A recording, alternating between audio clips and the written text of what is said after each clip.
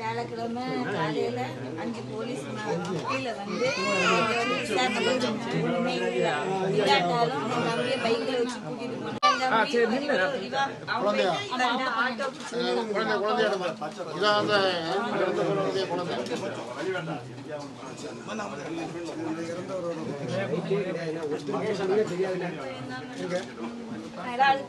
இவ போய் ஆட்டோல போய் ஜாமீன் எடுத்துட்டு வந்தா. இவ்வளவு இன்னொருத்தவங்க போடணும். அது போலீஸ் ஸ்டேஷன்லயே ஒரு பையன் இருந்தான்.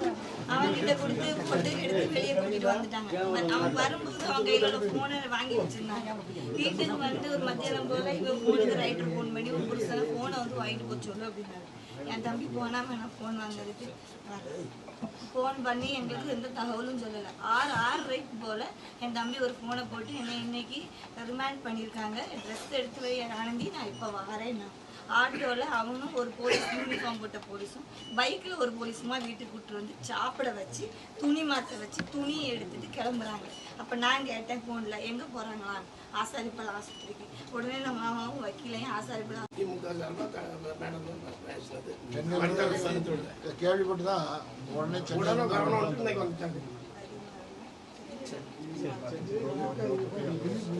நீதி கிடைக்கணும் மேடம், நீதி கிடைக்கணும். அவங்க போராடுவாங்க.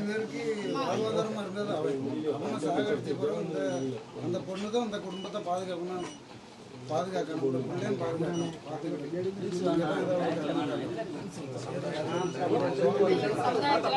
மாநில தலைவர்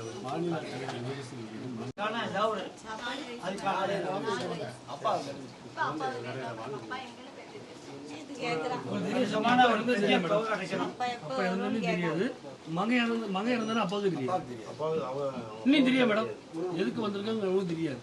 அவங்க வந்து அவங்க எப்படி பண்ணுறதா தெரியாது. நீங்க வந்திருக்கீங்க, இப்போ கலெக்டர் ஆஃபீஸ் கூப்பிட்டு இருக்காங்க. என்ன செய்யணும் நீங்க சொல்ல ஏதோ பாடி வாங்கல மேடம். ரிப்போர்ட் வந்து கிளியரா இல்ல. எங்களுக்கு வீடியோ போஸ்ட்மார்ட்டம் வீடியோ வரல. அதான் கேட்டிருந்தோம். ஜுடிஷியல் மேஜிஸ்ட்ரேட்ல இன்வெஸ்ட் பண்றாங்க அப்படிங்கிற பட்சத்தில் நாங்கள் உங்கள்கிட்ட கேட்டிருந்தோம். ஏன்னா சந்தோஷ் ஸ்டேட்டுங்கிற ரூலிங் படி அவங்க எங்களுக்கு எல்லாமே தரணும். எங்களோட ஃபேமிலி மெம்பர்ஸ் உள்ள போஸ்ட்மார்ட்டம் பண்ணும்போது நிற்க விடணும். அவங்க எதுவுமே எங்களுக்கு பண்ணலை. ஆமாம், written version of the magistrate judicial magistrate தரல. அதுவும் மீறி ஜுடிஷியல் மேஜிஸ்ட்ரேட் எங்களை ஜெயிலுக்கு தான் கொடுத்தாங்க. இதை வாங்கிட்டு போங்க, நாங்கள் அங்கே வரமாட்டோம்னு சொன்னோம். வந்த பிறகு நாங்கள் அந்த வீடியோகிராஃபி கேட்டோம், போஸ்ட்மார்ட்டம் வீடியோகிராஃபி. அதுவும் எங்கே இது கிடையாது. இப்போ நாங்கள் இப்போ பாடி வாங்க மாட்டேன், அவர் என்ன சொன்னாலும் நாங்கள் விசாரிச்சுக்கிட்டு இருக்கோம். அதனால் நீங்கள் என்னோட பொறுப்பு இது போஸ்ட்மார்ட்டம் ரிப்போர்ட் கொடுக்குறது மட்டும்தான். ரிப்போர்ட்டில் வந்து டைம் ஆஃப் டெத்தை அவங்க மென்ஷன் பண்ணவே இல்லை. அதுவும் 19 இன்ஜுரி இருக்கு. அதுலயுமே அவங்க அதனால அவங்க இது பண்ணல, கஸ்டடி டார்ச்சர் இருக்குங்கிறத மென்ஷன் பண்ணியிருக்காங்க. இந்த 19 இன்ஜுரியால அவங்களோட ட்ரெஸ் இல்லைன்னு சொல்லிட்டு அவங்க சொல்றாங்க. திங்கக்கிழமை காலையில கூப்பிட்டுருக்காங்க. அப்போ அவங்க திங்கக்கிழமை தான் இறந்தாங்களா இல்லை வெள்ளிக்கிழமையே அடிச்சு கொண்டுட்டாங்களா எதுவுமே அதுலேயும் வரல.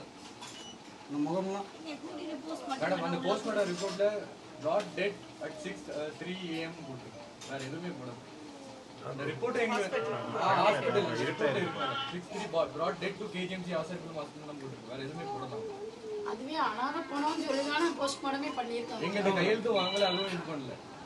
எல்லாமே புரோட்டோகாலை பிரீச் பண்ணி தான் பண்ணிருக்காங்க. இது வந்து திட்டமிட்ட கொலை தான். டிஎஸ்பி வந்து பேசினாரு, 4:30 மணி 5 மணிக்குள்ள உங்களுக்கு என்ன அமௌண்ட் கொடுப்பாங்க வந்துடும், நான் உடனே தகவல் சொல்றேன். அவரும் வந்து இதை பத்தி எதுவுமே கேட்கல. அறிக்கை கூட விடல. நேத்து ஒரு டிஎஸ்பி வந்திருக்காங்க, இன்னைக்கு ஒரு டிஎஸ்பி வந்திருக்காங்க. எல்லாம் மாறிட்டே இருக்காங்க. போஸ்ட்மார்ட்டத்துக்கு ஐடென்டிஃபை பண்ண மட்டும்தான் எங்களை உள்ள போட்டாங்க. இதுதான் உன் தம்பியான்னு கேட்டாங்க. ஆமா இதுதான் என் தம்பின்னு சொன்னதோடு வெளியே அனுப்பிட்டாங்க மேடம்.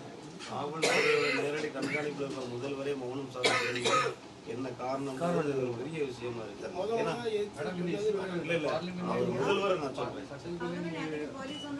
மேடம் மத்தியம் நாங்கள் ஆர்ப்பாட்டம் பண்ணிட்டு இருக்கோம். இங்கே வந்து 2 லேடி வந்து கையெழுத்து வாங்க வந்தாங்க மேடம். நாங்கள் ஆர்ப்பாட்டம் இங்கே ஜிகிச்சில் இருக்கோம். அப்பா கிட்ட வாங்கிய வாங்குறதுக்கு வேண்டிய அப்பா கிட்ட கையெழுத்து வாங்க எதுவுமே தெரியாது மேடம். கை நாட்டு கையெழுத்து வாங்க வைக்கிறாங்க. 8 பேர் கொலைகேஸ் செஞ்சுருக்கோம். அந்த கடத்தை கொண்டு போட்ட ஜெயிலில் யோகீஸ்வரர் அவ்வளோமே தெரியாம ஆனால் 2 வருஷம் போலீஸ் காப்பாற்றுறேன். அவங்க 2 வருஷமே போலீஸ் தான் காப்பாற்றிட்டு வெளியே